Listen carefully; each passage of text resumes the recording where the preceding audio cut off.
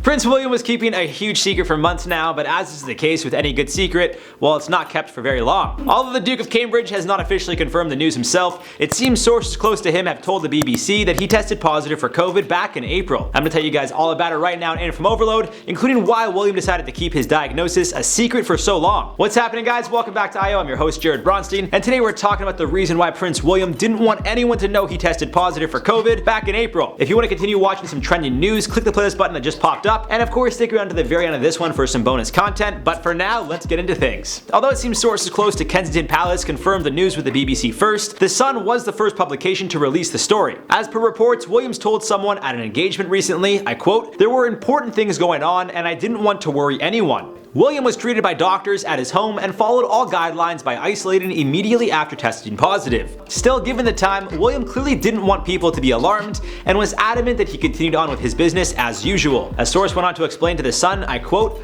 "William was hit pretty hard by the virus. It really knocked him for 6. At one stage he was struggling to breathe, so obviously everyone around him was pretty panicked. After seeing medics and testing positive, which was obviously quite a shock given how fit and healthy he is, William was determined it should be business as usual though. He was determined to fulfill his engagements." William's positive test came shortly after the news broke that his father, Charles, and UK's Prime Minister, Boris Johnson, both tested positive as well. It's also important to note Johnson was rushed to the hospital, and given the situation, William was concerned if it was revealed he too had a positive test, it would only send the country into a panic. A source explained, I quote, "He felt there were more important things going on in the country, but as a result of his own experiences, he realizes absolutely anyone can catch this awful disease and knows how imperative it is that we all take this second lockdown seriously." Although he wasn't feeling too great, reports are claiming Williams was one of the hardest working royals in April and didn't slow up his workload until taking a week-long break from video messages and phone calls after the 9th of April. However, on the 16th of April, he was right back at it, opening hospitals through video chats. People magazine is reporting that although William was feeling ill, he didn't need to visit a hospital, and his wife Kate Middleton, nor any of their 3 children in George, Charlotte, or Louis contracted the illness. Still, as of this recording, it seems the UK has had a rather tough time getting a handle on the spread, as well as most of the rest of the world. With over 1 million confirmed cases and near 50,000 deaths, it's understandable why they would want to shut things down once again,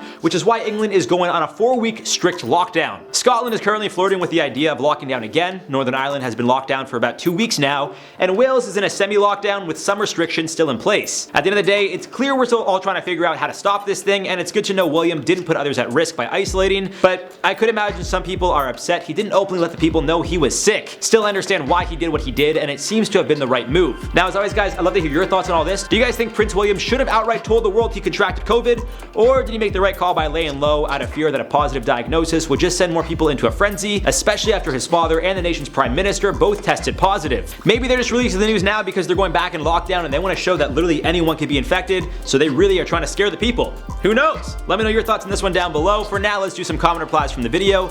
Big win for Amber Heard, bad news for Johnny Depp. Jessica Vanacek said sorry is wrong on so many levels, and just because Johnny didn't win, it does not substantiate her claims. There's a big difference between proving someone abused you versus proving a trash magazine is guilty of defamation and should be held liable.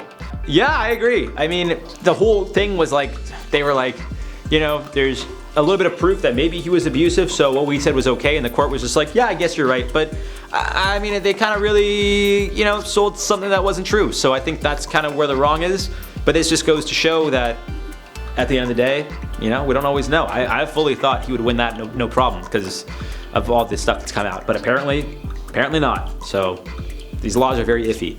Michael Rush said the judge was paid off. It's possible, but I think Johnny Depp has more money than Amber Heard. Like, guaranteed. Layla Mathis said John Depp will always be one of my top 5 favorite actors, and I 100% don't believe that he would be abusive. Scary times. You know, it's one of those things where you don't, you know, you never want to discredit the victim, nor should you ever. But, you know, in a situation like this, people were quick to, you know, put the blame on Johnny, and then now the truth's come out that, you know, obviously he was the one that was somewhat abused. So it's scary times, you know, just. That's why I try not to pass judgment right away. I let the facts come out first, and then I make, you know, my stance known. I never want to pass judgment too quick, but yeah, sad times. Hopefully Johnny can bounce back. Amber, I don't know, hopefully she just gets the help she needs, because I don't know what's going on with her that she felt the need to do what she did, but hey, we're all human, we all make mistakes, and let's all hope that at the end of the day, we all learn to love each other one day. That's my message for the day. Love you guys. I'm Jared Bronstein. Bye. As have most other countries.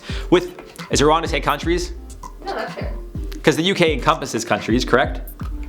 That is true, as most other Areas, people, citizens, like what? yeah. Well, the UK is like countries in a plural, right?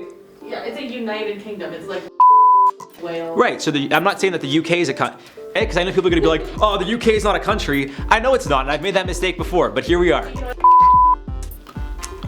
Maybe he's just, I don't want to spin this.